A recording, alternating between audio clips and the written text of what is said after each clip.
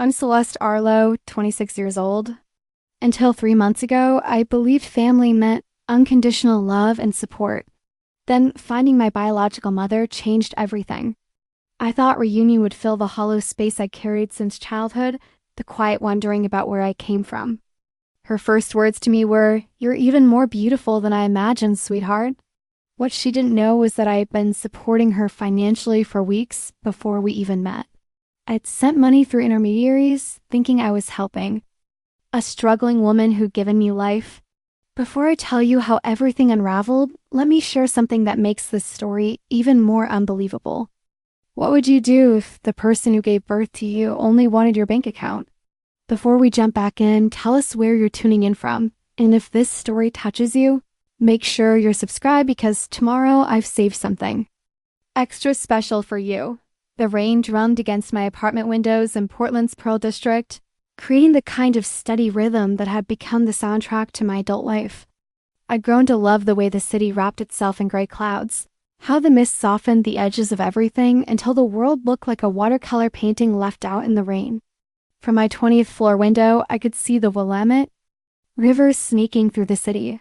Its surface dimpled with countless raindrops dot my adoptive parents. Irene and Malcolm Arlowe had chosen the city when I was 3 years old. Malcolm's work as a botanist had brought us here from their original home in Denver, and Irene had seamlessly transitioned from teaching elementary school in Colorado to running programs at the Portland Children's Museum. They'd made the move. Seemed like an adventure, not an upheaval, which I now realize was typical of their parenting style. They had a gift for making everything feel safe and intentional. I pulled my favorite cashmere throw closer, around my shoulders, and sipped the chamomile. Tea Irene had taught me to make when I couldn't sleep. Even at 26, with millions in the bank and a sole tech company under my belt, I still reached for her remedies when the world felt too heavy. The irony wasn't lost on me that the woman who'd raised me had given me more comfort and wisdom than I knew what to do with, while the woman who'd given birth to me remained a complete mystery. My mental health app, Mindful Me, had started as a college project during my junior year at Portland State University.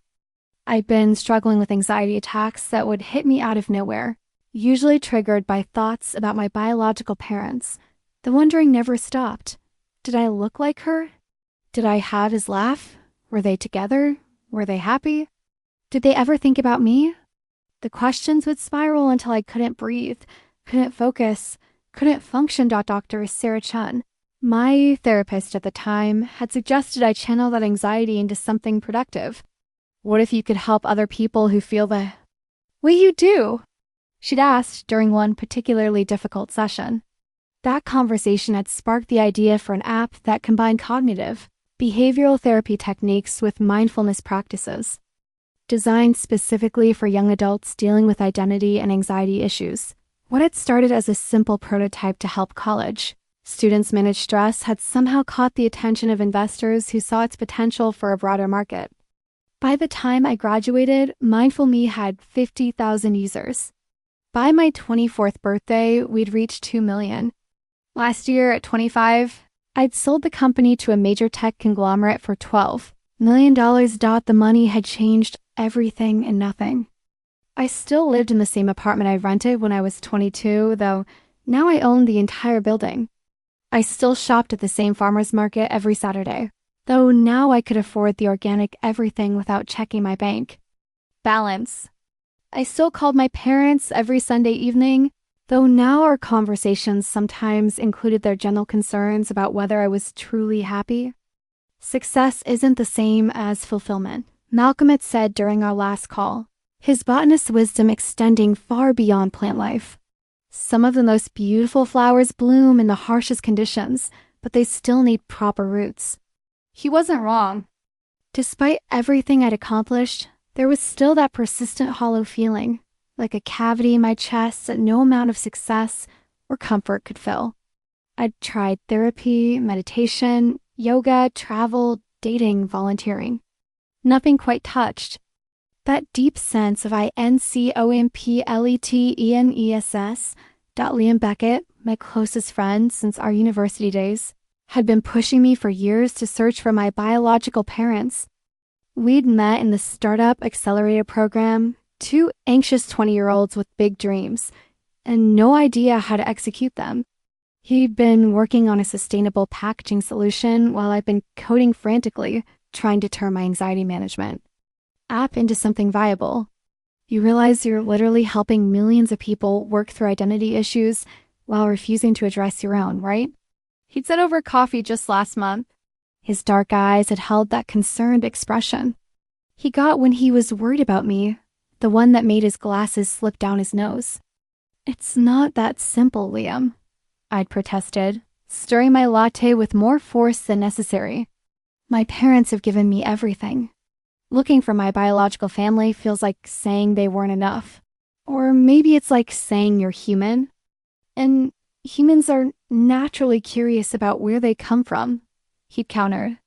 "Irene and Malcolm are secure people. They've told you 100 times that they'd support you if you wanted to search." He was right, of course. My adoptive parents had been nothing but supportive about my origins from the day I was old enough to ask questions. They'd been honest about the limited information they had. I'd been born in Seattle to a teenage mother who'd chosen them from a book of prospective parents.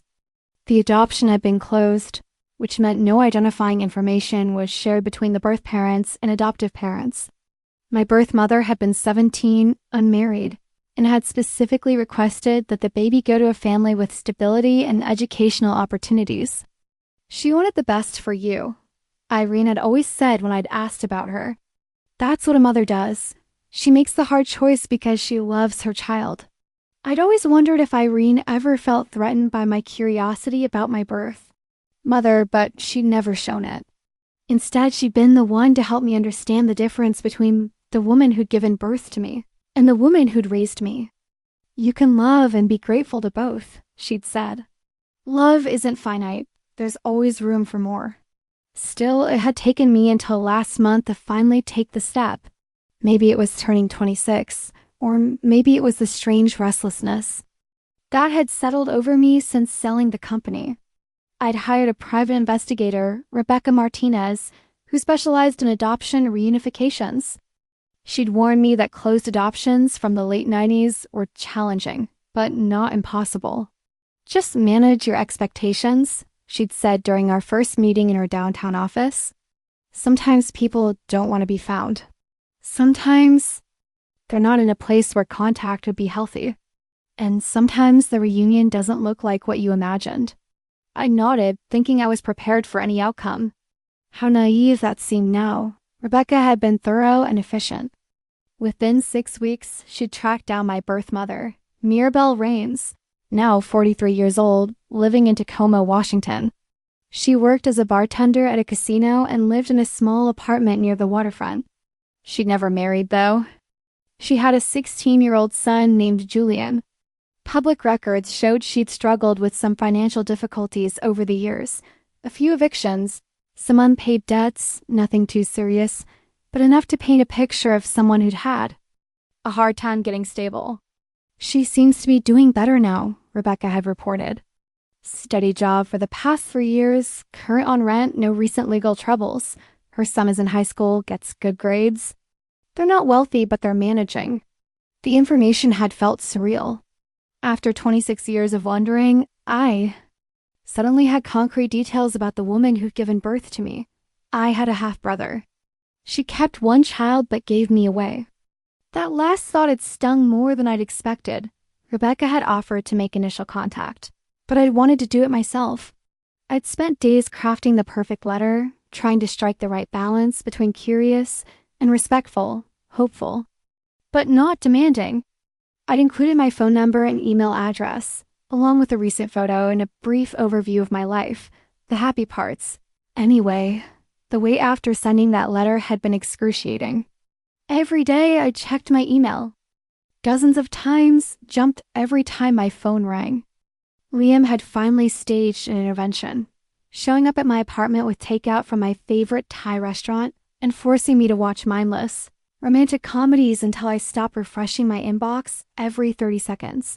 When Mirabelle finally called 3 weeks after I'd sent the letter, I'd been in the middle of a video conference with my financial advisor. I nearly dropped my laptop diving for my phone when I saw the unfamiliar Washington number. Celeste? Her voice had been warm, slightly hoarse, with just a hint of a southern accent. This is Mirabelle Raines. I got your letter. My heart had pounded so hard I was sure she could hear it through the phone. Hi. I'd managed, my usually articulate self reduced to monosyllables. You're so beautiful, sweetheart, she'd said, and I could hear emotion in her voice. I've thought about you every single day for 26 years. Every single day. We talked for 2 hours that first call. She'd told me about her life, about how young and scared she'd been when she was pregnant with me, about how she'd known she couldn't give me the opportunities I deserved. She cried when I told her about my success, about how much I loved my adoptive parents, about the life I'd built. You became exactly who you were supposed to become, she'd said through tears. I made the right choice. That conversation had started everything. We'd begun talking regularly, phone calls, text messages, emails. She'd sent photos of herself and Julian, and I'd sent more pictures of my life in Portland. She'd been so proud when I told her about the app, about the money, about how I was using my success to help other people. You get that from me, she'd said. I've always been the one people come to when they need help. I can't stand to see anyone struggling.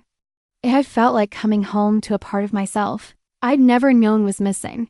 The first red flag should have been how quickly Mirabelle suggested we meet in person. We'd only been talking for 2 weeks when she brought it up during one of our nightly phone calls. I know it's crazy, she'd said, her voice carrying that warm, slightly breathless quality I'd come to associate with her excitement, but I have some vacation time saved out at work. What would you think about me coming down to Portland for a weekend? I need to see you, Celeste. I need to hug my daughter. The word daughter had hit me square in the chest. I'd been preparing myself for this reunion for weeks, but hearing her claim me like that, so simply and completely, had nearly undone me. Of course I'd said yes. How could I not? But even as I'd made plans to pick her up from the train station, that Friday evening something had felt off. Maybe it was the way she'd immediately started talking about how expensive the train ticket was, or how she'd mentioned 3 times that she'd had to take unpaid time off work. Maybe it was how she'd asked, seemingly casually, what neighborhood I lived in and whether Portland was as expensive as everyone said. I just want to make sure I'm dressed appropriately, she'd explained when I'd hesitated to give her my exact address. I don't want to embarrass you. I'd brushed off my discomfort. Of course she was nervous about money. She was taking time off work and spending money she probably didn't have to come see me. Of course she was worried about fitting in. She was meeting the daughter she'd given up 26 years ago, who'd grown up in a completely different world. I decided I was being paranoid, looking for problems where none existed. Liam hadn't been so sure. He'd come over the night before Mirabelle's arrival, ostensibly to help me clean my apartment, but really to voice all the concerns I'd been trying to ignore. It just seems fast, he'd said, polishing my coffee table with unnecessary vigor. You've been talking for 2 weeks and now she's staying in your apartment for an entire weekend? She's staying in the guest room, I'd protested. And it's not like she's a stranger, she's my birth mother. Being someone's birth mother doesn't automatically make them safe, Celeste. Liam had stopped cleaning and looked at me directly, his expression serious. I'm not saying she's dangerous, but you don't really know her yet. You know what she's told you about herself. What's that supposed to mean? It means people can present themselves however they want over the phone. It means she might have reasons for reaching out now that have nothing to do with maternal love. He'd sat down on my couch, leaning forward with his elbows on his knees. You just sold a company for $12 million, Celeste. That was in the news. That information is public. I felt my defenses rising. So you think she's only interested in my money? That's incredibly cynical, even for you. I think people are complicated, he'd said gently. I think she probably does want to know you, and I think she probably does have feelings about giving you up. But I also think it's convenient timing, and I think you should be careful. We'd argued about it for another hour before he'd finally left, both of us frustrated and neither of us willing to budge. I'd spent the rest of the evening alternating between anger at his suspicion and anxiety that he might be right. Friday evening had arrived gray and drizzly. Typical Portland weather that somehow felt appropriate for such a momentous occasion. I'd changed clothes 3 times before settling on dark jeans and a soft green sweater that Irene always said brought out my eyes. I'd wanted to look put together but not intimidating, successful but not flashy. The train station had been crowded with weekend travelers, and I positioned myself near the arrival board, checking and rechecking the train number Mirabelle had given me when passengers finally started streaming off the 6:47 from Seattle. I'd scanned every face, my heart racing. I'd recognized her immediately, even though the photos she'd sent hadn't fully captured her presence. She was smaller than I'd expected, probably 5'4" in the boots that added a few inches to her height. Her hair was the same dark brown as mine, but longer and styled in loose waves that she'd clearly done professionally for the occasion. She'd been wearing a black dress that looked expensive, paired with a leather jacket and the kind of jewelry that caught the light. When she moved, what had struck me most was how young she looked. At 43, she could have easily passed for mid-30s. Her skin was smooth, her makeup perfectly applied, her whole appearance polished in a way that suggested she'd put significant effort into making a good impression. When she'd spotted Emmy, her face had lit up with a smile that was unmistakably familiar. I'd seen that exact expression in mirrors my entire life. She'd rushed toward me with tears already streaming down her cheeks. "Celeste," she'd breathed, pulling me into a hug that smelled like expensive perfume and cigarettes. "Oh my God, look at you. Look at my beautiful girl." I'd hugged her back, overwhelmed by the strange sensation of embracing someone who was simultaneously a stranger and the most familiar person in the world. She was tiny in my arms, almost fragile, and I'd felt a fierce protectiveness rise up in my chest. "I can't believe you're really here," I'd whispered against her shoulder. "I can't believe you found me," she'd whispered back. "I can't believe my baby found me." We'd stood there in the middle of a busy train station, holding each other and crying, and for a moment, everything had felt exactly as it should. The weekend had started perfectly. I'd taken her to dinner at Le Pigeon, one of Portland's most celebrated restaurants, and she'd been appropriately impressed by the food and the ambiance. She'd asked thoughtful questions about my work, my friends, my life in Portland. She'd shared stories about Jillian, about her job, about the small apartment in Tacoma where they lived. "It's not much," she'd said, showing me photos on her phone, of a modest but clean living space, but it's ours, you know? After all the moving around when Jillian was little, it feels good to have somewhere stable. She'd been charming and warm, easy to talk to in a way that felt natural despite our lack of shared history. I found myself relaxing, letting my guard down, allowing myself to imagine what it might be like to have her as a real part of my life. Saturday morning, I'd taken her to the farmer's market, one of my favorite Portland traditions. She'd been delighted by everything: the fresh flowers, the artisanal cheeses, the coffee roasters offering samples. I'd bought her a bouquet of peonies and she nearly cried. "No one's bought me flowers in years," she'd said, burying her face in the Homer. "Blooms.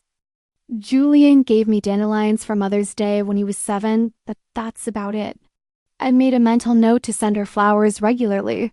It seemed like such a small thing, but if it meant that much to her, I could easily afford to brighten her. Dazed dot, it was during lunch at a cafe in the Pearl District that she'd first mentioned money, though so subtly I'd almost missed it. "This neighborhood is incredible," she'd said, looking around at the renovated warehouses and upscale shops. "I bet the rent here costs more than I make in 6 months." "Portland's gotten expensive," I'd agreed, not wanting to make her feel uncomfortable. By confirming that yes, my rent was probably more than her annual salary. "You must be doing really well to afford living here," she continued, taking a sip of her $15 cocktail. "That article I found online about your company sale, $12 million. I can't even imagine that kind of money. Something cold had settled in my stomach. You looked me up online. Of course I did, she'd said with a laugh. You're my daughter. I wanted to know everything about your life. I'm so proud of you, Celeste. You've accomplished more at 26 than most people do in a lifetime. The compliment had been nice, but it hadn't entirely erased my discomfort. There was something about the way she'd mentioned the money, the way her eyes had lingered on my designer handbag and the expensive restaurant we'd been sitting in. Something calculating. But then she'd started talking about Julian, about how proud he was to have a successful sister, about how she'd shown him my photo and he'd said I looked like her but prettier. The moment of unease had passed, pushed aside by her obvious maternal pride and affection asterisk. Sunday morning had brought the real shift. I'd woken up to find her in my kitchen, fully dressed and looking like she'd been up for hours. She'd make coffee using my expensive espresso machine, and the smell had drawn me out of my bedroom in my pajamas and messy hair. Good morning, beautiful, she'd said, handing me a perfect cappuccino. I hope you don't mind that I helped myself. I'm an early riser and I didn't want to wake you. Of course not, I'd said, though something about finding her in my space, using my things, had felt slightly invasive. How did you sleep? Like a baby, she'd said, though I noticed dark circles under her eyes that suggested otherwise. Your guest room is incredible. That mattress probably cost more than my car, another money comment. I'd been starting to notice a pattern. Celeste, she'd continued, settling onto the stool next to me at my kitchen island, I need to talk to you about something. My heart had started racing. The serious tone, the careful positioning, the way she'd been building up to this moment, it all felt rehearsed. What's wrong? I'd asked. Nothing's wrong, she'd said quickly. It's just ... Seeing your life, seeing how successful you are, it's made me realize some things about my own situation. She'd paused, looking down at her coffee cup with an expression of what looked like shame. I'm struggling, Celeste. More than I wanted to admit when we first started talking. Julian's going to be applying to colleges next year, and I don't have anything saved. Nothing. I've been living paycheck to paycheck for so long that I can't even imagine being able to help him with tuition or books or any of it. My chest had tightened with sympathy. Of course she was struggling. She was a single mother working as a bartender. Of course she was worried about her son's future. He's so smart, she continued, her voice getting emotional. His grades are good enough for scholarships, but you know how competitive that is. And even with financial aid, there are still expenses. I don't want him to miss out on opportunities because I can't provide them. She'd looked up at me then, her eyes bright with unshed tears. I know it's presumptuous, and I know we've only just found each other, but I keep thinking about how you turned out. How you got every opportunity you needed and look what you did with them. I can't help but wonder if maybe you'd consider helping Julian. Not as charity, but as family. As his sister, the request had hit me like a physical blow. Not because it was unreasonable. Helping family with education costs was completely normal, but because of how it reframed everything that had happened over the weekend. Every compliment about my success, every comment about my expensive lifestyle, every expression of pride in my accomplishments. Had any of it been genuine, or had it all been leading to this moment? I'd started not sure what to say. I'm not asking for myself, she'd rushed to clarify. I know I gave up the right to ask you for anything when I placed you for adoption. But Julian didn't choose any of this. He's innocent. And he's your brother. The word brother had carried the same emotional weight as daughter had earlier. She'd known exactly what strings to pull. How much? I asked quietly. I don't know, she'd said. Maybe enough for his first year. Community college and state. It's probably around $15,000 with room and board. $15,000. For most people, that would be a huge ask. For me, it was less than I spent on miscellaneous expenses in a typical month. The amount itself wasn't the problem. The problem was everything else. I need to think about it, I'd said. Her face had fallen slightly, though she'd tried to hide it. Of course. I shouldn't have brought it up so soon. I just ... I got excited, seeing how well you're doing, and I started thinking about possibilities. She'd left that afternoon as planned, taking the evening train back to Seattle. Our goodbye had been warm but slightly strained, both of us aware that something had shifted between us, but neither of us willing to address it directly. I'll call you this week, she'd said, hugging me at the train station. And Celeste, thank you for this weekend. It's meant everything to me. I'd driven home in silence, my mind spinning with questions I didn't want to answer. Had she contacted me because she genuinely wanted a relationship, or because she needed money? Could it be both? Did her motivations matter if the end result was that I got to know my birth family? The apartment had felt different when I'd returned, not empty exactly, but somehow less mine. I'd noticed things that hadn't registered before. The way she'd used my expensive bath products, the fact that she'd helped herself to food from my refrigerator, the subtle ways she'd made herself at home in my space. Things that were perfectly normal for a houseguest, but that now felt loaded with different meaning. I called Liam, needing to talk through what had happened, but I found myself unable to articulate my concerns without sounding paranoid or cruel. How could I explain that my birth mother's request for help with my half-brother's education had left me feeling manipulated? How could I voice suspicions about her motives without seeming heartless? Instead, I told him the weekend had gone. Well, and that I needed some time to process everything. He'd heard the strain in my voice, but hadn't pushed, probably figuring I'd talk when I was ready. That night, lying in bed in the same guest room where Maribel had slept, I'd stared at the ceiling and tried to sort through my emotions. I'd wanted so badly for this reunion to be everything I'd dreamed of, the missing piece that would finally make me feel complete. But instead of filling the hollow space in my chest, meeting Maribel had somehow made it bigger. For the first time since receiving her first phone call, I'd allowed myself to wonder if Liam had been right to be suspicious. And that thought had terrified me more than any amount of money ever could. Telling and preparing this story took us a lot of time. So if you are enjoying it, subscribe to our channel. It means a lot to us. Now back to the story. The week after. Mirabel's visit passed in a haze of confusion and second-guessing. Every time my phone buzzed with a text from her, my stomach would twist with a combination of anticipation and dread. She'd been sending daily messages, photos of her morning coffee, updates about her shifts at the casino, casual observations. About her day, the kind of text you'd exchange with a close friend or family member.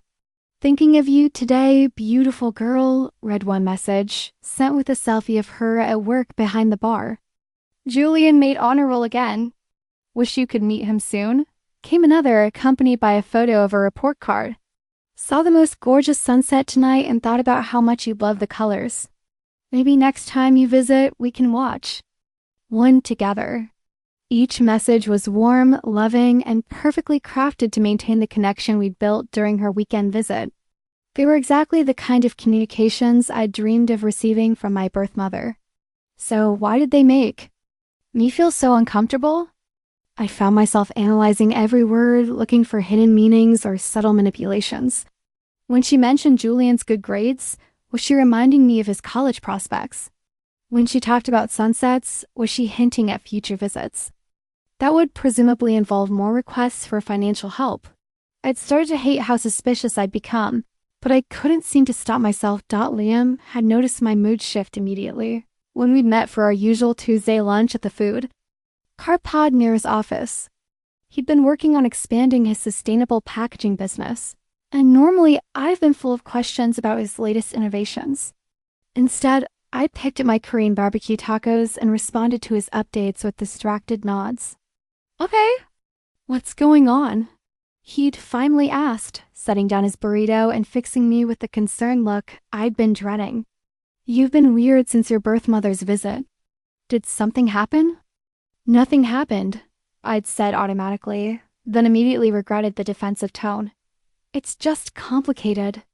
Complicated how? I told him about Mirabelle's request for help with Julian's college expenses, trying to present it as neutrally as possible. But even as I'd spoken, I'd heard how it sounded. A woman I'd known for 2 weeks asking for $15,000 after. A carefully orchestrated weekend designed to showcase my wealth. And you're going to help him, right?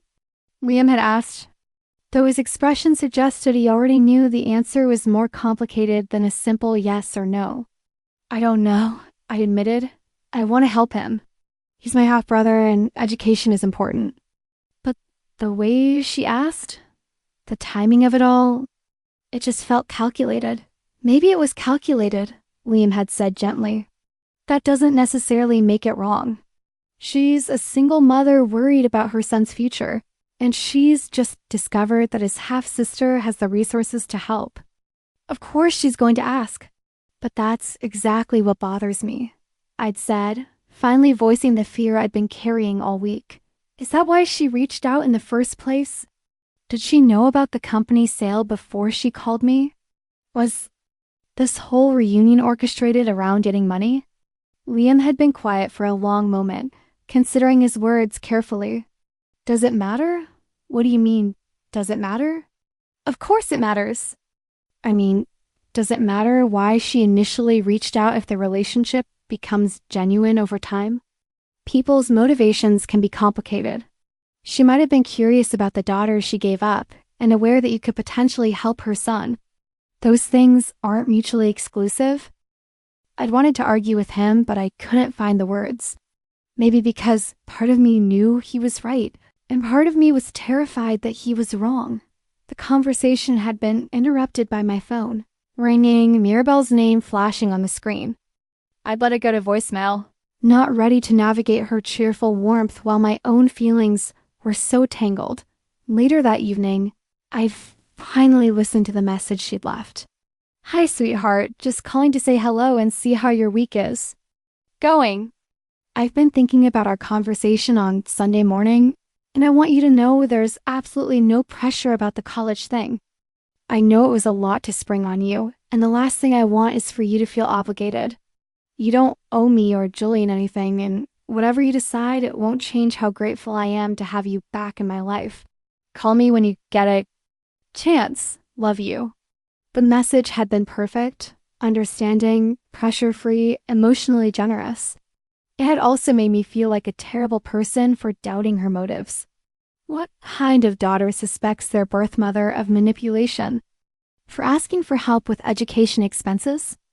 I called her back immediately, feeling guilty and confused and desperate to restore the warm connection we'd shared during her visit. Celeste. Her voice had been bright with genuine pleasure. I was hoping you'd call tonight. How was your day? We talked for an hour about everything except college expenses. She told me about a difficult customer at work, about Julian's upcoming science fair project, about the book she was reading. I'd shared updates about some freelance consulting, work I'd been doing, about my parents' latest gardening adventures, about a documentary I'd watched. It had felt natural and easy, like talking to any close friend or family member. It wasn't until we were saying goodbye that she'd brought up the elephant in the room. Celeste, I hope you know I meant what I said in my voicemail earlier. About there being no pressure. I got so excited seeing you succeed, and I think I let my worry about Julian cloud my judgment. You don't need to carry our burdens. It's not a burden, I said quickly. He's family. I want to help. Are you sure? I don't want you to feel like I'm taking advantage. You're not taking advantage, I insisted, though the phrase had made my stomach clench. Let me think about the best way to structure it, and we can talk details later. You're incredible, she'd said, and I could hear tears in her voice. Julian is going to be so grateful. We both are. After we'd hung up, I'd sat in my apartment staring out at the Portland skyline and wondering why agreeing to help my half-brother had left me feeling so hollow. I tried to talk myself through it logically. $15,000 was nothing to me. Helping with education was a good use of money. Julian was an innocent kid who deserved opportunities. Mirabelle was a struggling single mother doing her best in difficult circumstances. All of that was true. So why did I feel like I'd just been expertly manipulated into making a decision I wasn't ready to make? The next morning, I'd done something I'd never done before. I called my adoptive mother and asked her to meet me for coffee. Irene had immediately sensed that something was wrong and had cleared her afternoon schedule to drive into the city from their house in Lake Oswego. We'd met at a quiet cafe in Hawthorne, the kind of place with mismatched vintage furniture and coffee served in actual ceramic mugs. Irene had ordered her usual lavender latte and settled into the worn velvet armchair across from me, her kind eyes full of concern. "Tell me," she'd said simply, so I told her everything. About meeting Mirabelle, about the perfect weekend that had somehow felt wrong, about the request for money and my confusion about her motives. Irene had listened without judgment, occasionally asking clarifying questions, but mostly just letting me work through my thoughts out loud. "I feel like a horrible person for being suspicious," I concluded. "She's asking for help with her son's education. That's completely reasonable. I should be happy to help my half-brother. Instead, I'm second-guessing everything she says and looking for hidden agendas in every conversation." Irene had been quiet for a long moment, sipping her latte and choosing her words carefully. "You know," she'd finally said, "when you were about 8 years old, you went through a phase where you were convinced that Dad and I only loved you because we'd chosen you. You thought that biological parents loved their children automatically, but adoptive parents had to work at it, which somehow made our love less genuine." I remembered that phase vaguely, the anxiety that kept me awake at night, the constant need for reassurance that I was truly wanted. "I told you then what I'm going to tell you now," Irene had continued. "Love isn't about biology or obligation or meeting expectations. Love is about choice. Every day, in big ways and small ways, we choose to care for the people who matter to us. That's what makes it real." "I don't understand what that has to do with Mirabelle." "It has to do with your expectations," she'd said gently. "You've been waiting your whole life for this reunion, and you've built up this fantasy of what it would look like. Perfect maternal love, instant connection, no complications or messy human motivations. But real relationships don't work that way." She'd leaned forward, reaching across the small table to take my hand. "Mirabelle is a real person with real problems and complicated motivations. She probably does love you, and she probably does need money. And she probably did think strategically about how to ask for help. All of those things can be true at the same time. So what am I supposed to do with that? You're supposed to decide what kind of relationship you want with her based on who she actually is, not who you wish she would be," Irene had said. "And you're supposed to remember that you get to set boundaries. Helping someone doesn't mean you have to help them with everything they ask for, in exactly the way they ask for it." We'd talked for another hour, with Irene sharing wisdom from her years as a teacher working with complicated families. She'd seen every possible configuration of love, dysfunction, and financial entanglement. She'd learned to separate genuine need from manipulation, healthy requests from emotional blackmail. "The question isn't whether Mirabelle needs help," she'd said as we prepared to leave. "The question is whether helping her feels good to you, or whether it feels like an obligation. Trust your instincts, sweetheart. They're usually right." Driving home, I felt clearer than I had all week. I wanted to help Julian with college expenses because education mattered and he was family. But I also wanted to set some boundaries about how that help would be structured and what my ongoing relationship with Mirabelle would look like. That evening, I called a financial advisor who specialized in educational trusts and family gifting. If I was going to help Julian, I wanted to do it in a way that ensured the money actually went toward education and couldn't be redirected for other purposes. I'd also made another decision. I wanted to meet Julian before committing to anything long-term. If he was going to be my half-brother and I was going to invest in his future, I wanted to know who he actually was as a person. When I called Mirabelle to discuss next steps, she'd been enthusiastic about arranging a meeting with Julian. Maybe a little too enthusiastic. "He's going to be so excited," she'd said. "I've told him so much about you." He's already looking at colleges with strong computer science programs because he wants to follow in your footsteps. Something about that statement had made me pause. Julian was supposedly interested in art and had been working on a science fair project. When had computer science entered the picture? "I thought you said he was artistic," I'd said carefully. "Oh, he is," Mirabelle had rushed to clarify. "But he's also practical. When I told him about your success in tech, he started researching programming. He's very motivated." Very motivated, or being coached by his mother on what would appeal to his wealthy half-sister? I tried to push the cynical thought away, but it had lingered. When would be good for a visit? I'd asked, "How about next weekend? We could come down Saturday morning and head back Sunday evening. Julian would love to see Portland, and you two could spend some time getting to know each other." Another weekend visit. Another opportunity for carefully orchestrated bonding designed to secure financial commitment. Or maybe just a genuine desire to facilitate a relationship between siblings. I'd been getting tired of trying to parse every interaction for hidden meaning. "That sounds good," I'd agreed. "I'll plan some activities we can all do together." "Perfect," Mirabelle had said. And, "Celeste, thank you for everything. You're giving us hope for a future we never thought was possible." After we'd hung up, I realized that her last comment was probably meant to be touching, but it had mostly just increased the pressure I felt to live up to her expectations. Hope for a future they never thought was possible. How was I supposed to disappoint someone who saw me as their salvation?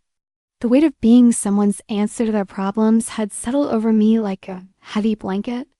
For the first time since starting this reunion process, I wondered if some doors were better left unopened, but it was too late for that now. Julian was coming to Portland in a few days, and I was going to meet the half-brother I'd never known. I had. Whatever came after that, I'd deal with when the time came.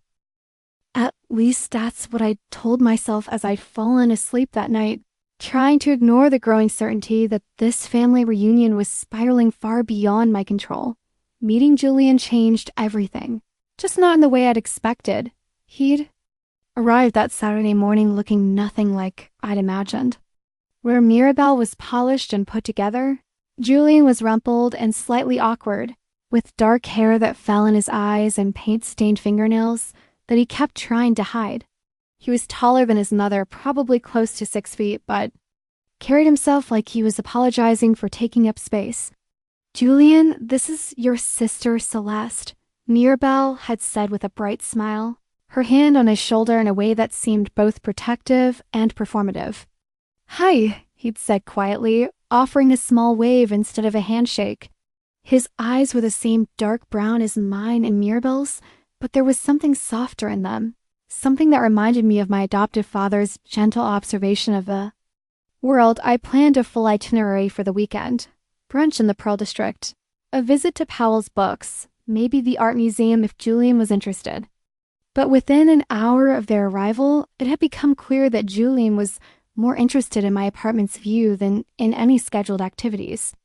"You can see the river from here," he'd said, pressing his face against my living room window, like a kid at an aquarium. "And all those bridges. Do you ever just sit here and watch the water?" "Sometimes," I'd admitted, "especially when it's raining."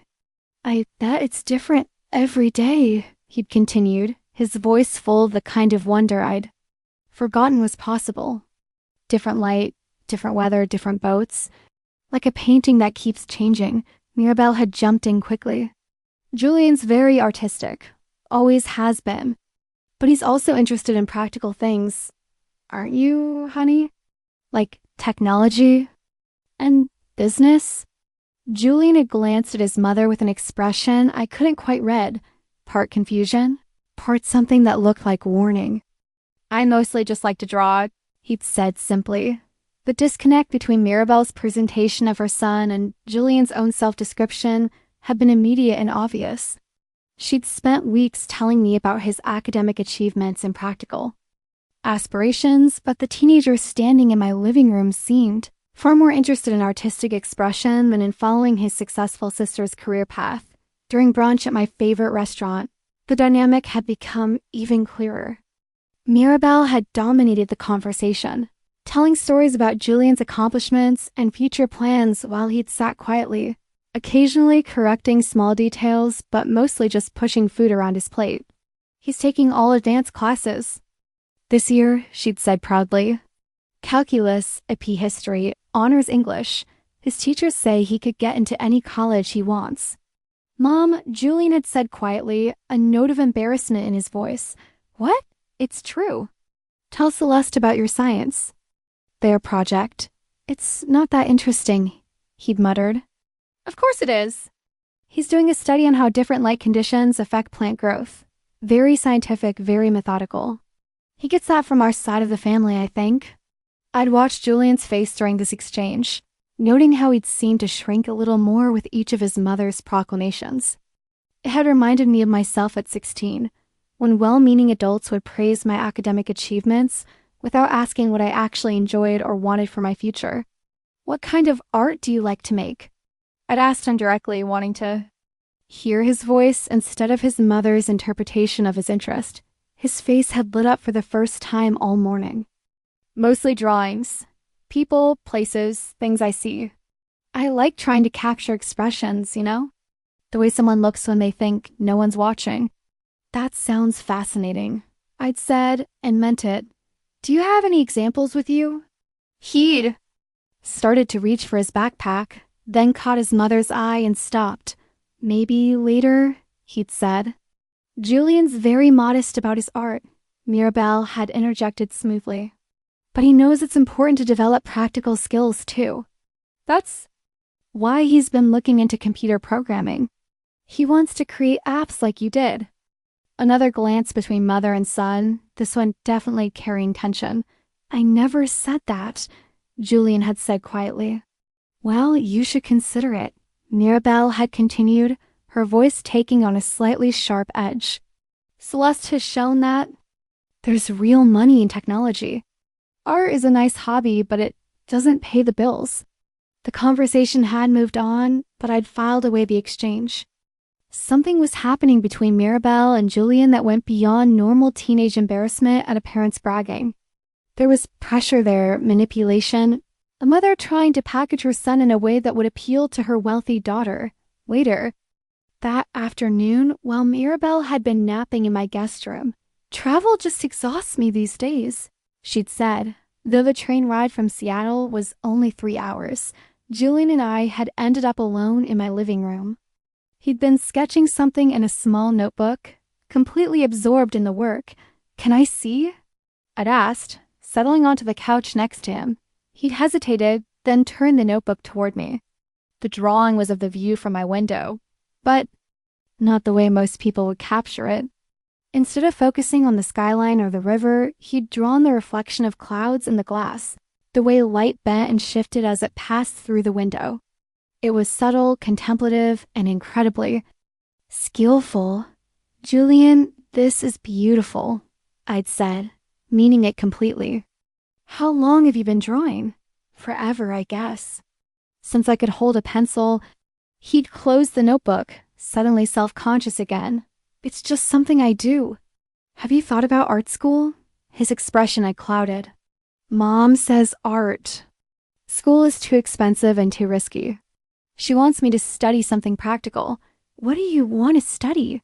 He'd started to answer, then stopped. I don't know. I mean, I know what I like to do, but that's different from what I should do, you know? The distinction between want and should, coming from a 16-year-old, had broken my heart a little. Why is it different? Because art doesn't make money. At least not the kind of money that would let me take care of her when she gets older. She's worked so hard her whole life, and she's never had anything. If I could be successful like you, I could give her the life she deserves. The weight of responsibility in his voice had been staggering. Here was a teenager who'd been taught that his job was to be his mother's financial salvation, just like I'd apparently become. The parallel had been impossible to ignore. Julian, I'd said carefully, what does your mom tell you about your future? About college and careers? He'd been quiet for a long moment, clearly wrestling with how much to share. She says I'm smart, enough to do anything I want, but she also says that with your help, I could study something that would lead to a good job, something that would make enough money to pay her back for all the sacrifices she's made. Pay her back! As if love and support were loans that needed to be repaid with interest. What if I told you that art could be a viable career? I'd asked. What if I told you that there are ways to make money as an artist, especially if you're as talented as you clearly are? His eyes had widened with something that looked like hope, quickly followed by fear. Mom wouldn't like that. Why not? Because she's counting on me to be successful, like really successful. She's been telling people about you, about how her daughter sold a company for millions of dollars. She wants me to do something like that. The pressure Mirabelle was putting on her 16-year-old son had made me feel sick. Not only was she using me as an example of what success looked like, she was essentially telling Julian that his worth was tied to his ability to generate money. Success means different things to different people, I'd said gently. And you're only 16. You don't have to have your whole life figured out right now. But I do, he'd said urgently. College applications are due next year, and Mom's been researching schools with strong business programs. She's already picked out my top 3 choices. Before I could respond, we'd heard Mirabelle stirring in the guest room. Julian had quickly put away his notebook and moved to the other side of the room, creating physical distance that felt symbolic of everything else that was wrong with the situation. When Mirabelle had emerged from her nap, refreshed and smiling, she'd immediately started talking about dinner plans and evening activities. But I found myself watching her interactions with Julian with new eyes, noticing things I'd missed before. The way she corrected him when he'd mentioned being interested in a local art installation.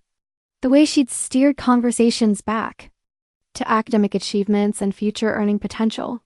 The way she'd spoken about him like he was a product being marketed, rather than a person with his own dreams and interests.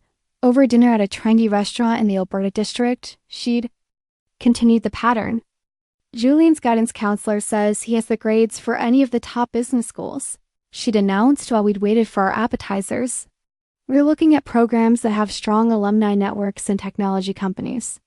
That's great, I'd said non-committally, watching Julian stare at his water glass. What are you most excited about, Julian? I'm not sure yet, he'd answered quietly. He's being modest, Mirabelle had jumped in. He's very excited about the opportunities. Aren't you, honey? The forced cheerfulness in her voice had made me cringe. She'd been coaching him, preparing him for this weekend, trying to present him as the perfect investment opportunity for his wealthy half-sister. After dinner, we'd walk through the Alberta Arts District, looking at galleries and street art. Julian had come alive in a way I hadn't seen all weekend, stopping to study murals and asking thoughtful questions about technique and meaning.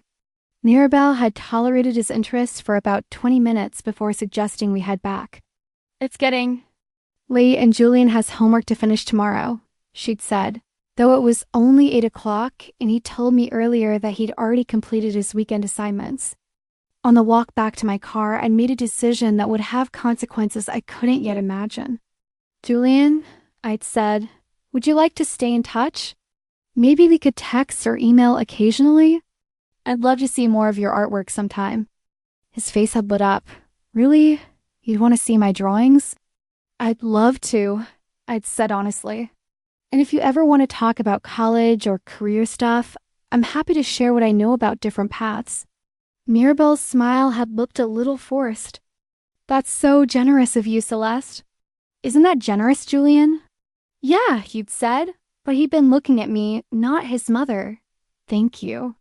That night, after they'd gone back to their hotel, Mirabelle had insisted on staying at a hotel rather than in my guest room for the second night, claiming she didn't want to impose, though I suspected she wanted to have private conversations with Julian about the weekend. I'd sat in my apartment trying to process everything I'd observed. Julian was a genuinely sweet, talented kid who was being pressured to pursue a career path that didn't match his interests or abilities. Mirabelle was a mother who loved her son, but was also clearly trying to use him as a vehicle for financial security. And I was caught in the middle, being asked to fund a future that would make Julian miserable while enriching the mother who'd given birth to me. The ethical implications had been staggering. If I provided money for Julian's education but didn't have input into how it was used, I'd potentially be enabling Mirabel to force him into a life he didn't want. But if I tried to influence his educational choices, I'd be overstepping boundaries and potentially causing family conflict. There was also the increasingly obvious fact that Mirabel's interest in me was directly tied to my financial resources. Every conversation we'd had somehow circled back to money, my success, her struggles, Julian's future needs. She never asked about my interests, my relationships, my dreams, or my fears. She'd never shared stories about her own hopes and passions. Everything was transactional. I called my therapist, Dr. Sahara Das, and scheduled an emergency session for Monday morning. I'd been seeing her on and off since college, whenever life felt too overwhelming to navigate alone. This definitely qualified. Sunday morning had brought more revelations. Mirabel had seemed anxious to get back to Seattle, cutting short our planned brunch and pushing to catch an earlier train. She'd cited work obligations, but something about her urgency had fell off. During the rushed goodbye at the train station, she'd brought up the college funding again. "Have you had a chance to think more about the education support we discussed?" She'd asked while Julian had been in the bathroom. "I hate to push, but application deadlines are coming up faster than I expected. I'm working on setting up a trust," I'd said truthfully. "Something that will ensure the money goes directly to educational expenses." Her smile had faltered slightly. "A trust? That seems complicated. Wouldn't it be easier to just transfer? Money when tuition bills come due? This way is better for tax purposes," I'd said, which was true but not the whole truth. The real reason was that I wanted to maintain control over how the money was used. "Of course," she'd said, though she'd looked uncomfortable. "I just want to make sure we can access funds when we need them. College expenses don't always come with advance notice." Julian had returned from the bathroom, and we'd said our goodbyes. As their train had pulled away from the station, I felt relief instead of sadness. That should have told me everything I needed to know about the state of our relationship. That evening, I'd received a text that would change everything. "Hi, Celeste, it's Julian. Thank you for this weekend. I hope it's okay that I'm texting. I wanted you to know that I really like drawing, and I'd love to show you more of my work sometime. Also, I wanted to ask you something, but I'm not sure if I should. Can I call you sometime when my mom isn't around?" Reading that message, I'd realized that I wasn't just dealing with my own complicated relationship with my birth mother. I was also being drawn into Julian's struggle for independence and authenticity. And somehow, despite all my success and self-awareness, I managed to get myself tangled up in a family dynamic that was far more toxic than anything I'd imagined. The next morning, I had my session with Dr. Das, and she helped me see what I'd been unable to recognize on my own. I wasn't just being asked to help with college expenses. I was being recruited to enable a pattern of emotional manipulation that had probably been going on for Julian's entire life. The question now was what I was going to do about it. The call from Julian came on a Tuesday evening 3 weeks after their visit to Portland. I'd been working late on a consulting project, the kind of routine app development that paid well but didn't particularly challenge me anymore. When my phone rang and I saw his name on the screen, I'd immediately felt that familiar mix of concern and curiosity that had become my default response to anything involving my birth family. "Hi, Julian," I'd answered, already moving away from my desk toward the living room windows. "How are you?" "I'm okay," he'd said, though his voice had carried an edge of tension that suggested otherwise. "Is this a good time to talk? I mean, are you alone?" "Yes, I'm alone." "What's going on?" There had been a long pause, filled with the kind of silence that precedes revelations. "I need to tell you something about my mom, about why she really wanted to find you." My heart had started racing. "What do you mean?" She's been playing this for a while.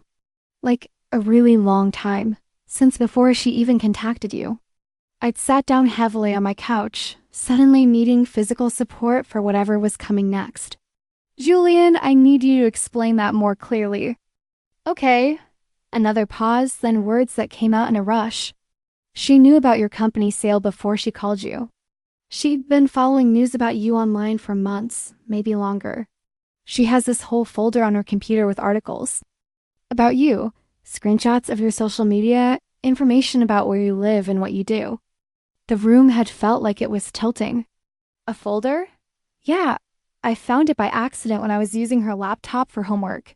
It's called Celeste Research, and it has everything. Photos of your apartment building from Google Street View, articles about how much money you made from selling your company, even screenshots of restaurant reviews you posted that mentioned how much you'd spent on dinner. Each detail had hit me like a physical blow. The casual way Mirabelle had mentioned my neighborhood during her first visit, her immediate familiarity with my lifestyle, her perfectly timed comments about my success, none of it had been spontaneous. It had all been calculated, researched, planned. Julian, are you absolutely sure about this? I'm sure. And there's more. His voice had gotten smaller, like he was afraid of what he was about to reveal. She's been talking to her friends about you. About your money. I heard her on the phone with her friend Linda, telling her that she'd found her golden ticket and that she'd never have to worry about money again. The phrase golden ticket had made me feel physically sick. Not daughter, not family, not even investment opportunity. Golden ticket. Like I was a lottery prize she'd won rather than a human being she'd given birth to. When did you hear this conversation? Last week after we got back from Portland. She thought I was asleep, but I was in the kitchen getting water. She was in the living room talking really quietly, but I could still hear her. What else did she say? Julian had been quiet for a moment, clearly struggling with whether to continue. She said that you were easier than expected and that she was confident she could get ongoing support if she played it right. She told Linda that the college money was just the beginning. Ongoing support. The beginning. The words had echoed in my mind as I tried to process the magnitude of what Julian was telling me. This wasn't about helping with education expenses. This was about establishing a pattern of financial dependency that would continue indefinitely. Celeste, I'm really sorry, Julian had continued, his voice thick with emotion. I know she's your birth mother and you've been excited about finding your family. I didn't want to ruin that for you. You're not ruining anything, I'd said automatically, though of course he was absolutely destroying the fantasy I'd built around our reunion. I'm glad you told me. This is important information. I don't want you to think I'm like her. I don't want your money. I mean, I know she's been trying to get you to pay for college, but that's not what I want. I just want to know you as my sister, if that's okay. The sincerity in his voice had been heartbreaking. Here was a 16-year-old kid, caught between loyalty to his mother and honesty with his sister, choosing to do the right thing even though it was going to create massive problems in his home life. Of course, that's okay, I'd said. Julian, you're not responsible for your mother's choices, and you're not responsible for protecting me from them, though I appreciate that you're telling me the truth. What are you going to do? It had been a fair question, and one I didn't have an answer to. What do you do when you discover that the reunion you've dreamed about your entire life was actually an elaborate con designed to separate you from your money? I'm not sure yet, I admitted, but I'm definitely not going to pretend I don't know. She's going to know I told you. She'll figure it out when you start acting differently. Are you worried about that? About how she react? I'm used to her being angry with me, he'd said with the kind of resignation that suggested this was a frequent occurrence. But yeah, she's going to be really mad, especially because she's been counting on this money. She's already been talking about quitting her job once the college funding comes through. Quitting her job. The scope of Mirabelle's planning had been becoming clearer with every detail Julian revealed. She hadn't just been hoping for help with education expenses. She'd been planning to use my money to completely change her lifestyle. Julian, is there somewhere safe you can stay if things get difficult at home? Relatives, friends, anyone? My friend Marcus's family would probably let me stay with them if I needed to. His mom likes me. He paused. You think it's going to be that bad? I think your mom is going to be very upset when she realizes her plan isn't going to work, I'd said honestly. And I want to make sure you're protected from that. We talked for another 20 minutes, with Julian filling in more details about his mother's behavior over the past few months. How she'd been unusually interested in his academic performance since she decided to contact me. How she'd been coaching him on what to say about his interests and career goals. How she'd been researching expensive colleges and talking about the opportunities that would be available to him once his successful sister started helping the family. The picture that had emerged was of a woman who'd been meticulously planning a long-term financial exploitation scheme, using her son as both a prop and a justification for increasingly large requests. The college funding was just the entry point. Once I'd established a pattern of giving, there would be endless other needs: living expenses, medical bills, car repairs, housing costs. She positioned herself not as a birth mother seeking reconnection, but as a beneficiary seeking a patron. After we'd hung up, I'd sat in my apartment feeling like I'd been punched in the stomach. Everything I thought I knew about Mirabelle, about our reunion, about the family I thought I was building, all of it had been a lie, not just incomplete or exaggerated, but deliberately fabricated to manipulate my emotions and access my bank account. The worst part was how good she'd been at it. Her performance had been nearly flawless. The tears during our first phone call, the maternal pride during her Portland visit, the careful balance of need and independence in her requests for help. All of it had been calculated to push exactly the right buttons to get exactly the response she'd wanted. I thought about calling Liam, but I realized I wasn't ready to hear "I told you so," even delivered with love and concern. Instead, I called my parents' house, needing to hear Irene's voice. "Sweetheart, what's wrong?" She'd asked immediately.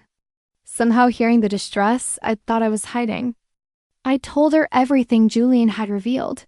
Watching the lights of the city blur through tears, I hadn't realized I was crying. Irene had listened without interruption, occasionally making small sounds of sympathy or outrage. I feel so stupid, I concluded. How did I not see this? How did I let myself get so completely manipulated? Because you wanted to believe, Irene had said gently. Because you've been hoping your whole life that your birth mother was someone you could love and who would love you back. There's nothing stupid about hoping for that. But I should have been more careful. Liam tried to warn me and I dismissed his concerns because I wanted the fairy tale reunion. Celeste, listen to me. You are not responsible for someone else's decision to lie to you and manipulate you. You approach this situation with an open heart and good intentions. The fact that Mirabelle chose to take advantage of that says nothing about you and everything about her.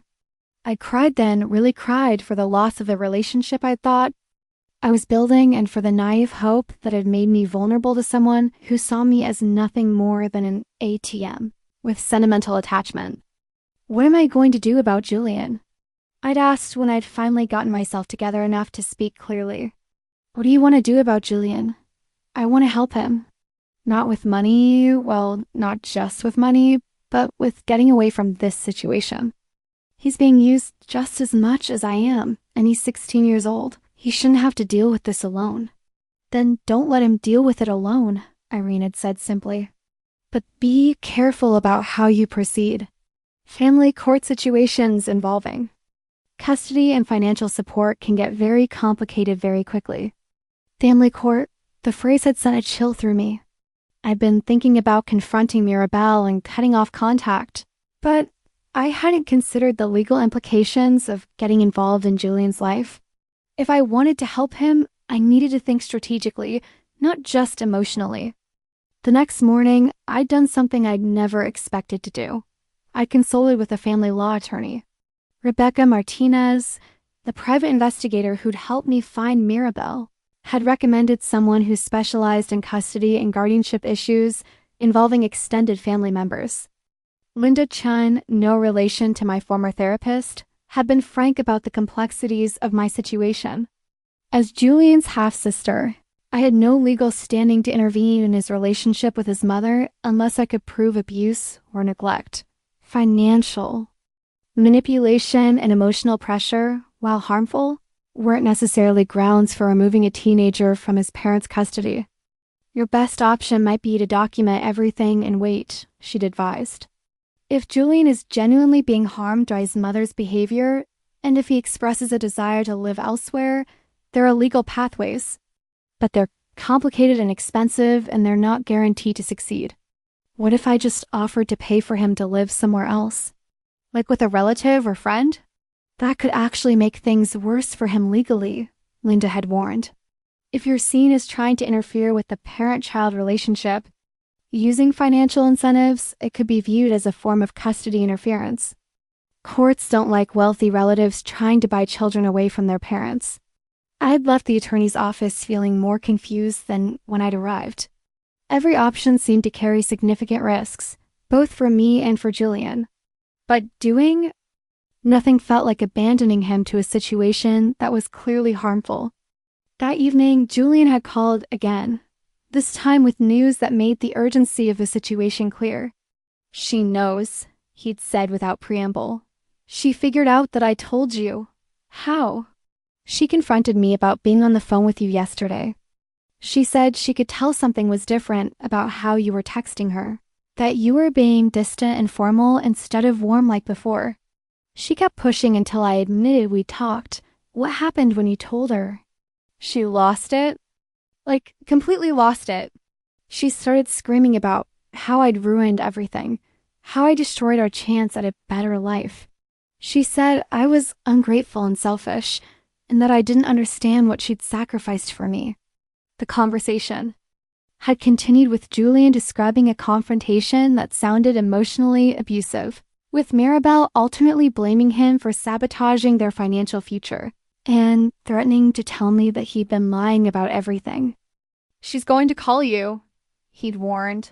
"She's going to try to convince you that I made everything up because I was jealous of the attention she was getting. She's already been practicing what she's going to say. Julian, are you safe right now?" "Physically, yeah." "She's not violent or anything?" "But she's not talking to me, and she keeps making comments about how I've betrayed my own family. It's pretty uncomfortable. Do you want to stay with your friend's family for a few days?" "I think I might need to. But I'm worried about what she'd do if I leave. She might do something desperate. Something desperate." The phrase had sent ice through my veins. What did desperate look like for someone who'd already demonstrated a willingness to lie, manipulate, and exploit her own children for money? I realized that I was about to find out. Mirabelle's call came at 7:30 the next morning, while I was still in bed drinking coffee and trying to mentally prepare for what I knew would be a difficult conversation. When her name appeared on my phone screen, I'd let it ring 3 times before answering, needing those extra seconds to center myself. "Celeste, sweetheart, we need to talk." Her voice had carried a tone I'd never heard before, sharp, urgent, with none of the warm maternal affect she'd maintained during all our previous conversations. "Okay," I'd said simply, not offering any indication of what I knew or how I was feeling. "Julian told me you two had a conversation yesterday, and I'm concerned that he may have given you some incorrect information about our family situation." She'd paused, clearly waiting for me to respond, but I remained silent. Teenagers, they sometimes see things in ways that aren't quite accurate, especially when they're feeling stressed about their future. Still, I'd said nothing. In my experience, people who were lying tended to fill silence with increasingly elaborate explanations that eventually revealed the truth. The thing is, Mirabelle had continued, her voice getting slightly more strained. "Julian has been having a hard time with the idea of you helping us financially. I think he feels guilty, like he doesn't deserve it, or maybe he's worried that accepting help makes us look, well, needy. You know how pride can be, especially for teenage boys. What specifically did he tell you we talked about?" I'd asked, keeping my voice neutral. "He said he told you that I'd been researching you online before I made contact, and..." that I had some kind of file with information about you. Which is true, but not in the way he made it sound. Her laugh had been forced, brittle. Of course, I looked you up online before calling. Any parent would want to know something about the person their child had become. It wasn't calculated or manipulative. It was just natural curiosity. The explanation had been smooth, reasonable, exactly the kind of partial truth that would be hard to disprove. If I hadn't known about the golden ticket comment and the detailed planning Julian had described, it might have been convincing. He also seems to think that I've been discussing our conversations with friends, which again isn't quite accurate. I may have mentioned to one close friend that I'd reconnected with you, but that's just normal behavior. People share important news with their support systems. What exactly did you tell your friend? Another pause. This one longer. Just that I'd found you and that you were doing well. That you seemed open to being part of our lives. Normal things that any mother would share. Did you use the phrase golden ticket? The silence that followed had been deafening. I'd heard her breathing, could almost visualize her scrambling to figure out how much Julian had actually overheard and how much I actually knew. She'd started, then stopped. Celeste, I think Julian may have misunderstood something he heard.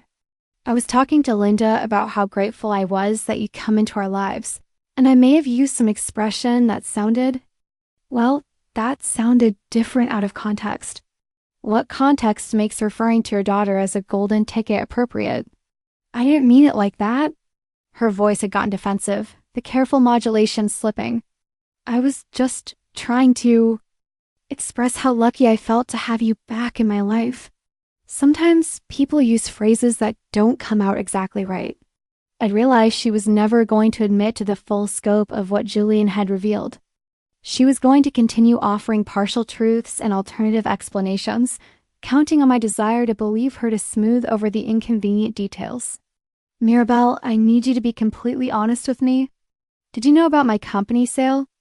Before you contacted me? Yes, I knew. But Celeste, that's not why I reached out. I've been thinking about contacting you for years. Learning about your success just gave me the courage to finally do it. Even her admissions have been calculated to minimize damage while maintaining plausible deniability. Yes, she'd known about the money, but that wasn't her primary motivation. Yes, she'd researched me online, but only out of natural curiosity. Yes, she discussed me with friends, but only in normal, supportive ways. I want to see the folder on your computer, I'd said. What folder? The one Julian found. The one called Celeste Research. Another long silence. I don't know what you're talking about. She'd been lying, obviously and completely, but she'd been backed into a corner and was going to maintain her position no matter how implausible it became. Mirabelle, I know what you've been doing. I know this whole reunion was orchestrated to get money from me. I know you've been planning this for months, maybe longer. That's not true. Her voice had gotten shrill, desperate. I can't believe you'd rather trust the word of a confused teenager over your own mother. Julian is just upset because he feels guilty about us needing help. He's lashing out. He's 16 years old and he's trying to protect me from being manipulated by his mother. I am not manipulating anyone. The careful mask had finally slipped completely. I am a single mother who has worked my ass off for 26 years, and I finally found my daughter who has more money than she knows what to do with. Is it so terrible that I hoped you might want to help your family? There it was, the real Mirabelle, not the warm, grateful birth mother who'd been so touched by our reunion, but the angry, entitled woman who believed my success created an obligation to support her and her son. Help is one thing, I'd said. What you've been doing is something else entirely. What I've been doing is trying to survive. What I've been doing is trying to give my son a future. What I've been doing is hoping that the daughter I gave up, because I wanted her to have a better life, might be willing to share some of that better life with the family that created her. The emotional manipulation in that last sentence had been breathtaking.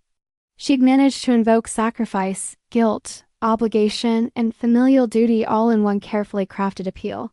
You didn't create me, Mirabelle. You gave birth to me.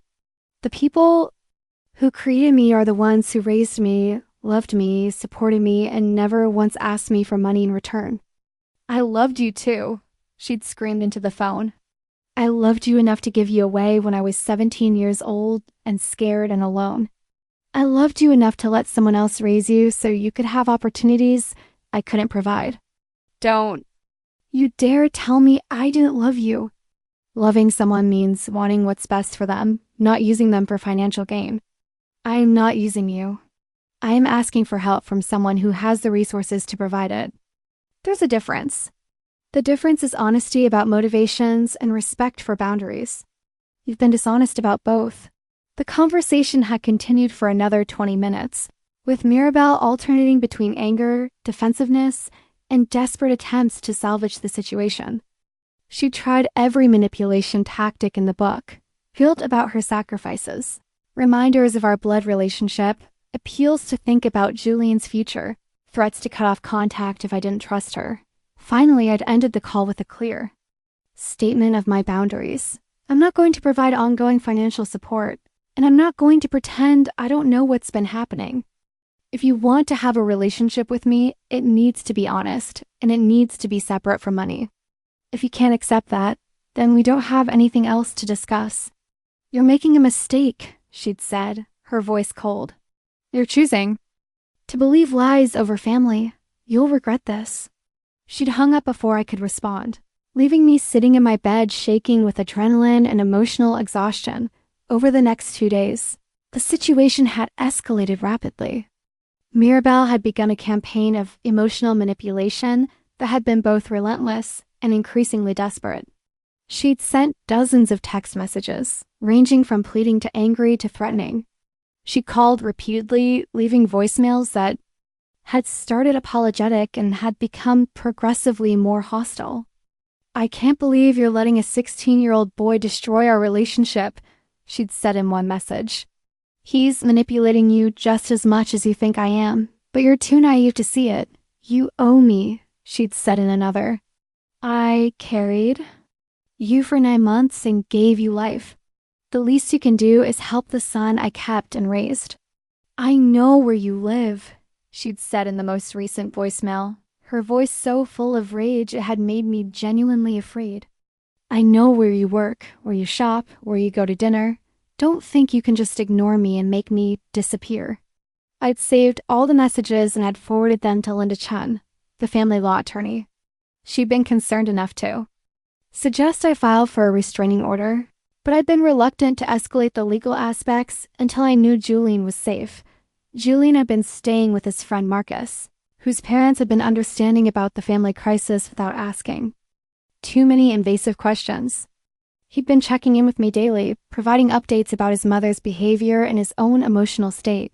She's been trying to convince everyone that you're the problem, he'd reported during one of our calls.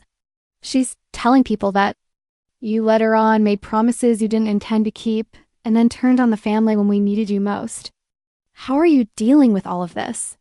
It's hard, he'd admitted. Part of me feels guilty for causing all this drama. And part of me is worried about her. She's not eating much, she's not sleeping, and she's obsessing over this situation in a way that seems unhealthy. His concern for his mother, despite everything she put him through, had been both touching and heartbreaking.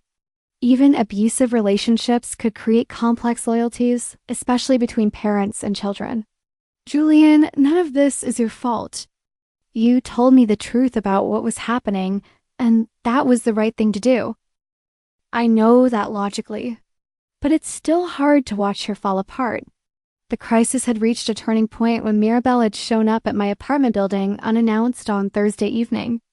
I'd been coming home from dinner with Liam when I'd seen her in the lobby arguing with the doorman about being allowed upstairs without being announced. There she is, she'd called out when she'd spotted me. Celeste, we need to talk, right now. She'd looked terrible, unwashed hair, rumpled clothes, dark circles under her eyes that suggested she hadn't been sleeping. But there had been a manic energy about her that had made me immediately grateful for the security in my building. "Ma'am, I'm going to need you to leave," the doorman had said firmly. "This is private property." "I'm her mother," Mirabelle had snapped. "I have a right to see my daughter."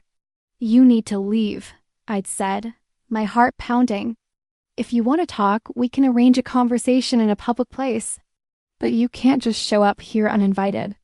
I've been calling you for days and you won't answer, you won't respond to my texts. What else am I supposed to do?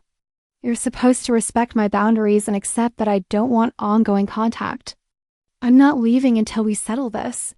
She crossed her arms and planted herself in the middle of the lobby. "You don't get to destroy my family and then just disappear." The doorman had called building security and I called the police. Within 20 minutes, Mirabelle had been escorted from the building with a warning about trespassing. She'd screamed at me the entire time, making threats and accusations that had been witnessed by multiple people. "This isn't over," she'd yelled as security had walked her to the street. "You can't treat family like this. There will be consequences." That night, I'd finally agreed to file for a restraining order. The combination of the threatening voicemails, the unannounced visit, and the escalating nature of her behavior had convinced me that legal intervention was necessary, but even as I'd been taking steps to protect myself, I'd been acutely aware that the situation was far from resolved. Mirabelle was spiraling, becoming increasingly unstable and desperate.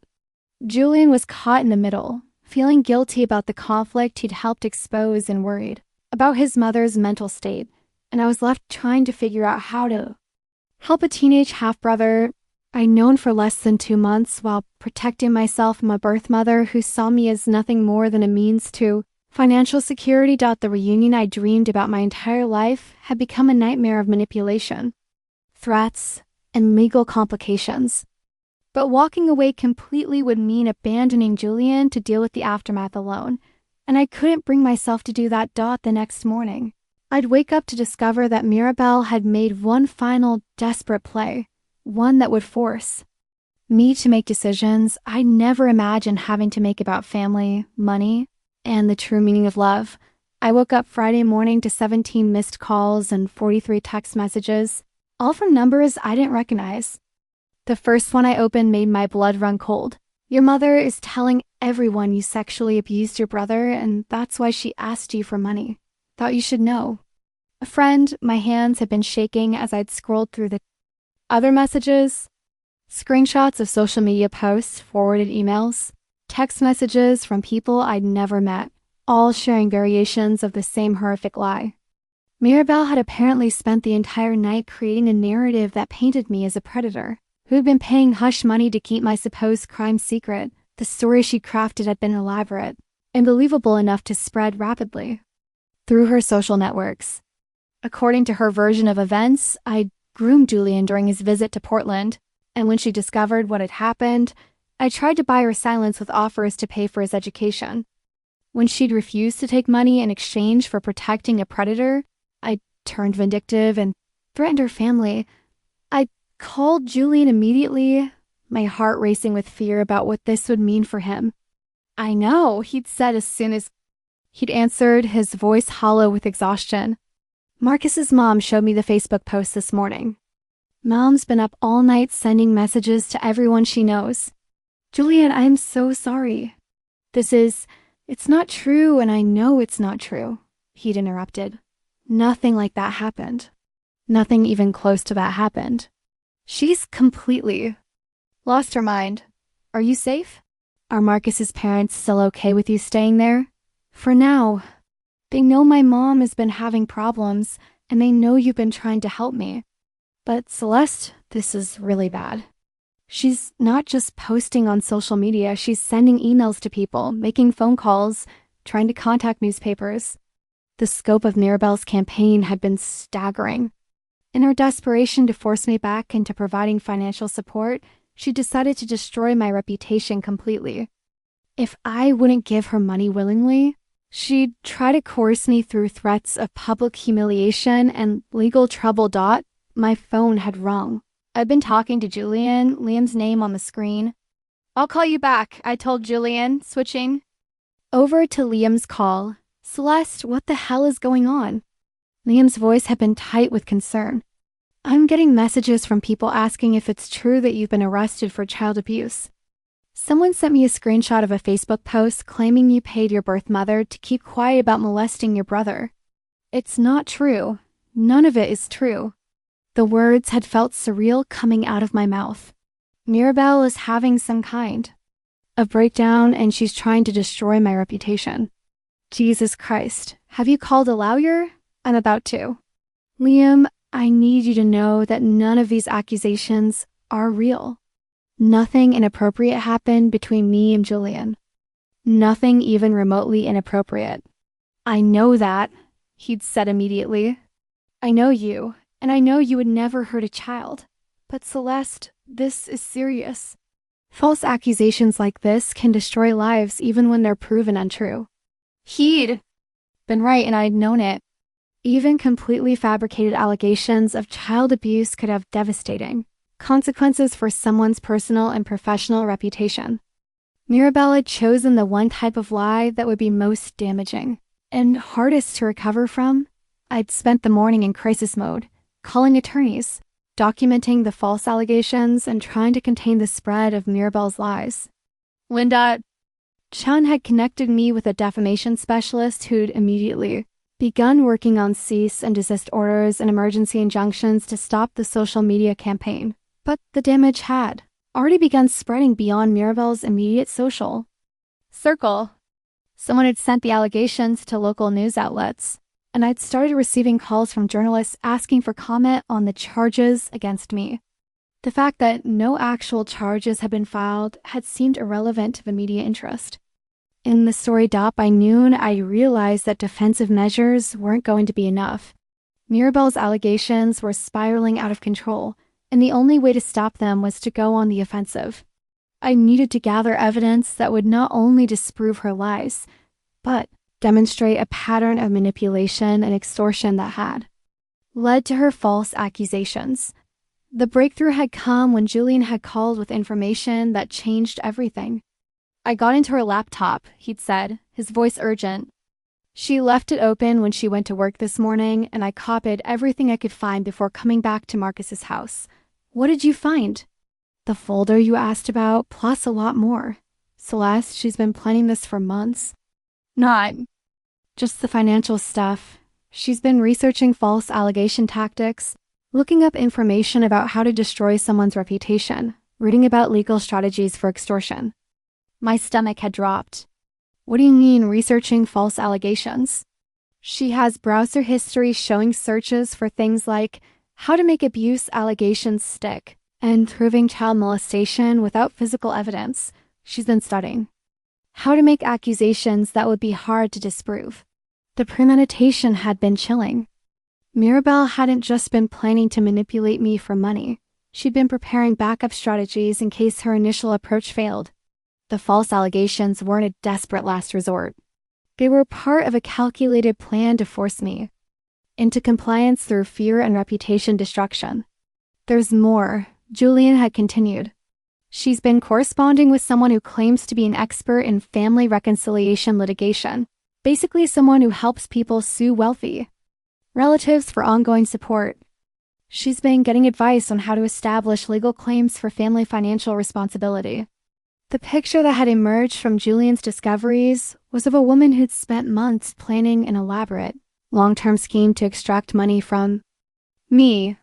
The tearful phone calls, the emotional reunion, the carefully crafted requests for help, all of it had been orchestrated with professional guidance on how to manipulate wealthy family members. Julian, I need you to send me everything you found.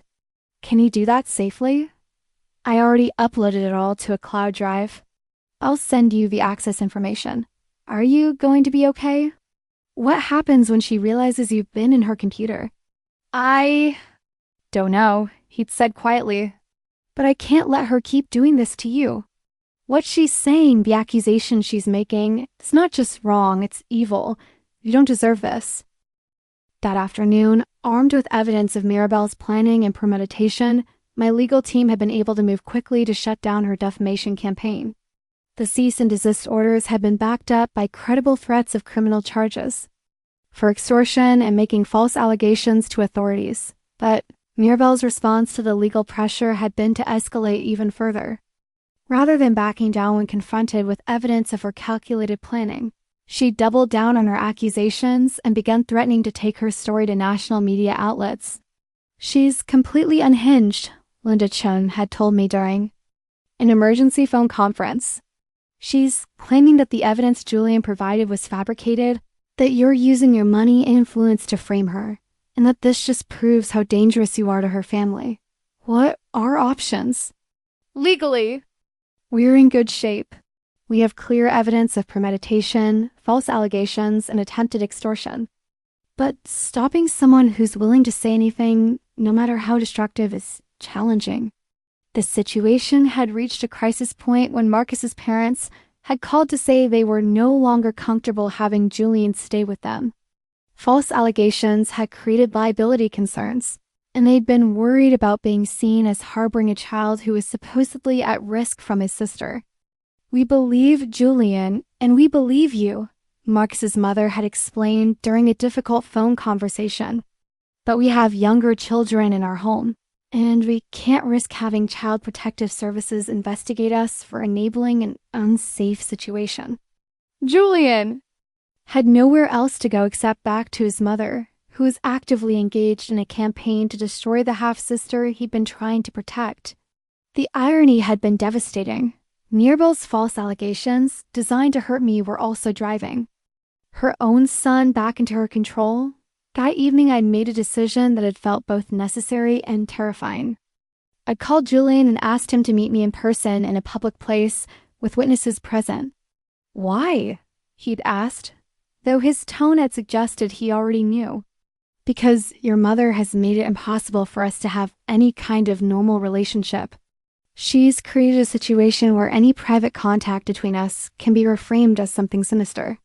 If we're going to continue to have a relationship, it needs to be completely transparent and documented."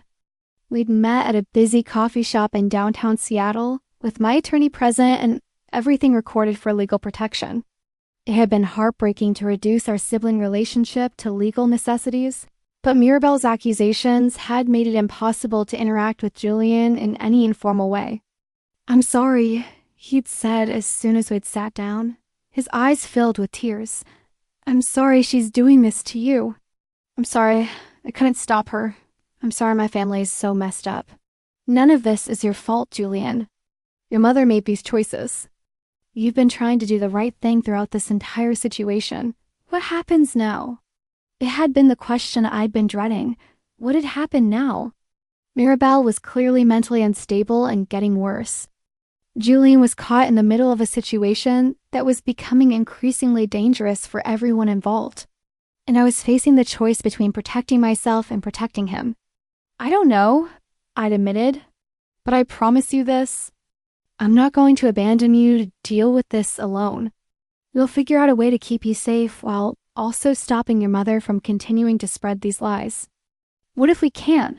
What if she never stops? Then we'll cross that bridge when we come to it.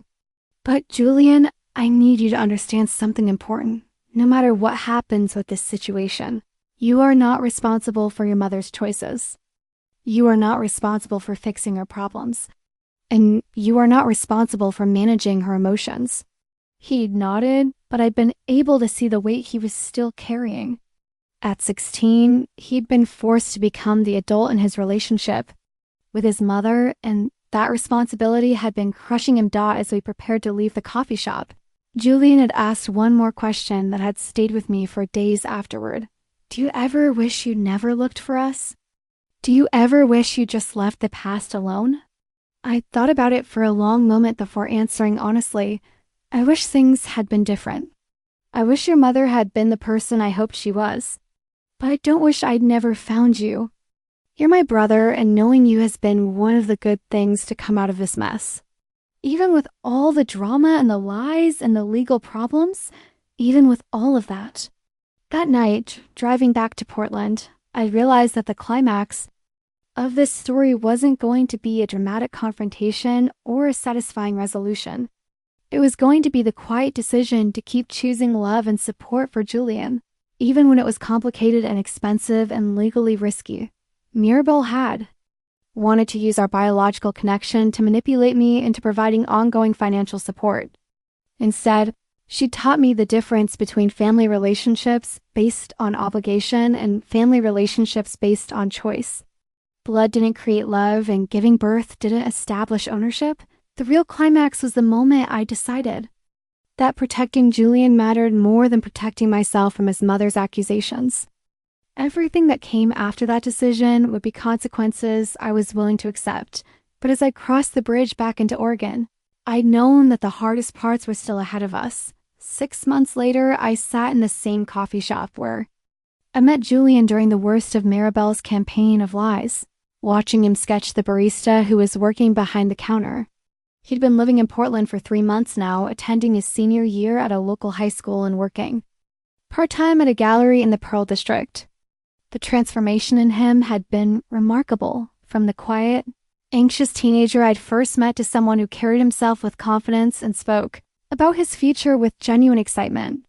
"She has such expressive hands," he said, adding, shading to his drawing. "Look how she moves them when she's explaining the coffee menu to customers. It's like she's conducting music." I looked over at the barista, a college-age woman with elaborate tattoos covering her arms, and saw what Julian had captured in his sketch. Not just her physical appearance, but something essential about her personality and energy. His artistic. I had grown sharper during his time in Portland, nurtured by classes at the Art Center and encouragement from the gallery owner who'd become his mentor. "Have you decided which art schools you want to apply to?" I asked, sipping my latte and enjoying the normalcy of our conversation. It had taken months to reach a point where we could simply be siblings together, without the weight of legal complications and family drama overshadowing every interaction. "I'm thinking about Portland State's art program," he said, not looking up from his sketch. "They have a great illustration track, and I could live at home and help with expenses." "Julian, you don't need to worry about expenses. We've talked about this." "I know, but I don't want to be a burden. You've already done so much." The guilt he still carried was something we'd been working through in family therapy, both individual sessions for him and joint sessions for us. Dr. Sahara Das had helped him understand that accepting support from family wasn't the same as being manipulated for money, and that his worth wasn't tied to his ability to be financially independent at 18. "Helping you pursue your dreams isn't a burden," I said gently.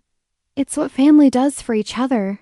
He smiled, the kind of genuine expression that had become more frequent as he'd settled into his new life. "I still can't believe this is real. Sometimes, that I have a sister who actually cares about what I want, not just what she wants me to want." The legal resolution of our situation had taken 4 months and had been both simpler and more complicated than I'd expected. Mirabel's false allegations had been thoroughly debunked through the evidence. Julian had provided in testimony from multiple witnesses who could attest to the fabricated nature of her claims. She'd been forced to issue public retractions and had been ordered to pay restitution for the damage her lies had caused to my reputation, but the more significant outcome had been Julian's legal emancipation. With the help of Linda Chen and documented evidence of Mirabel's emotional manipulation and financial exploitation, Julian had been granted legal independence 3 months before his 18th birthday. The process had been complex and emotionally difficult, but it had given him the freedom to make his own choices about his education, living situation, and relationship with his mother. "Have you heard from her lately?" I asked, though I already knew the answer. It was a question I asked periodically, not because I wanted contact with Mirabel, but because I wanted to make sure Julian felt supported in whatever relationship he chose to have with her. "She texted me on my birthday last month," he said, his expression growing more serious.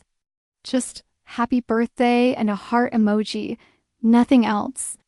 Mirabel had largely disappeared from our lives after the legal proceedings concluded. She'd lost her job at the casino due to the public nature of the false allegations. And according to the private investigator I'd hired to keep tabs on the situation, she'd moved to Arizona to live with a relative. There had been no more contact attempts, no more threats, no more manipulation schemes. How did that make you feel? Sad, mostly, he said honestly. Not sad enough to want her back in my life, but sad that it had to end this way. I keep thinking about who she might have been if she'd made different choices. It was a mature perspective that had taken him months of therapy to reach. For a long time, he oscillated between anger at her, manipulation, and guilt about choosing to live with me instead of trying to fix their relationship. Dr. Doss had helped him understand that he could feel sorry for his mother's struggles while still protecting himself from her harmful behavior. Do you think she ever really cared about me, or was it always just about the money? He asked, echoing a question he posed many times during our family therapy sessions. I think people can care about someone and still treat them badly. I said the same answer I'd given before, but with more conviction now that I'd had time to process everything. I think your mother probably does love you, in whatever way she's capable of loving. But love without respect, boundaries, and healthy behavior isn't enough to build a relationship on. He nodded, returning his attention to his sketch. That's what Dr. Doss says too. We sat in comfortable silence for a while, surrounded by the familiar sounds of the coffee shop, steam hissing, conversations murmuring, the gentle clink of ceramic mugs. It was the kind of ordinary moment I'd dreamed about during the worst of the crisis, when it had seemed impossible that Julian and I would ever be able to simply exist as siblings without legal supervision and documented interactions. Celeste, he said suddenly, looking up from his drawing with an expression of determination I'd learned meant he was about to say something important. I want you to know that I understand the difference now. What difference? Between family that's based on obligation and family that's based on choice. Between people who love you for who you are and people who love what you can do for them. He paused, choosing his words carefully. What we have, it's real.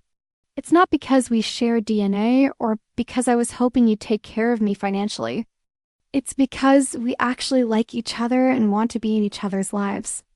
The simple declaration had moved me more than any elaborate expression of gratitude could have. Over the past 6 months, Julian and I had built a genuine sibling relationship based on shared interests, mutual respect, and authentic affection. We watched movies together, shared meals, talked about his art and my work, argued about music and books and politics. It was exactly the kind of family connection I'd hoped to find when I'd started searching for my biological relatives. I love you too, I said, meaning it completely. Not because you're my biological half-brother, but because you're a good person who I'm proud to call family.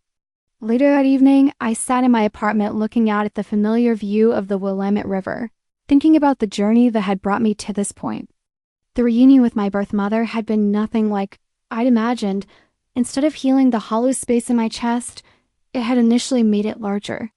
But in the process of protecting Julian and myself from Mirabelle's manipulation, I'd learned something important about the nature of family and belonging. The hollow feeling I carried my entire life hadn't been about missing biological connections.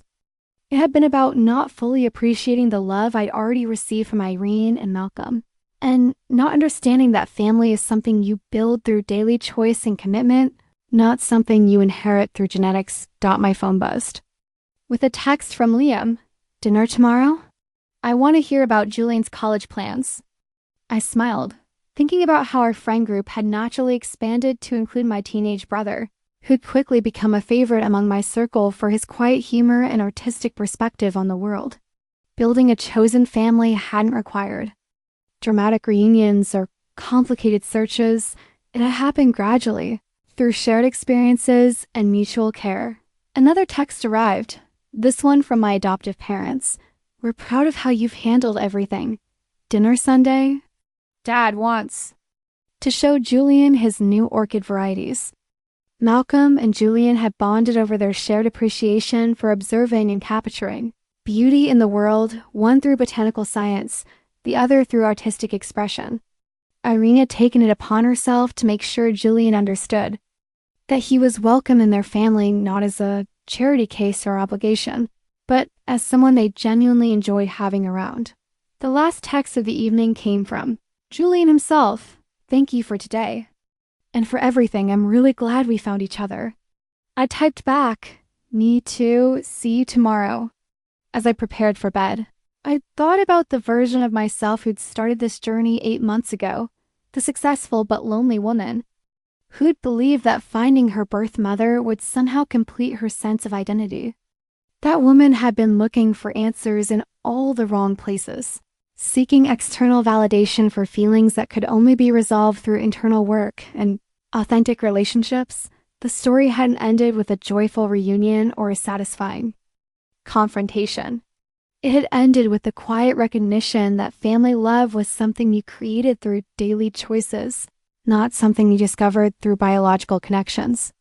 It had ended with the understanding that belonging came from being known and accepted for who you are, not from sharing genetic material with people who might or might not be capable of healthy relationships. Most importantly, it had ended with the realization that I'd never actually been incomplete.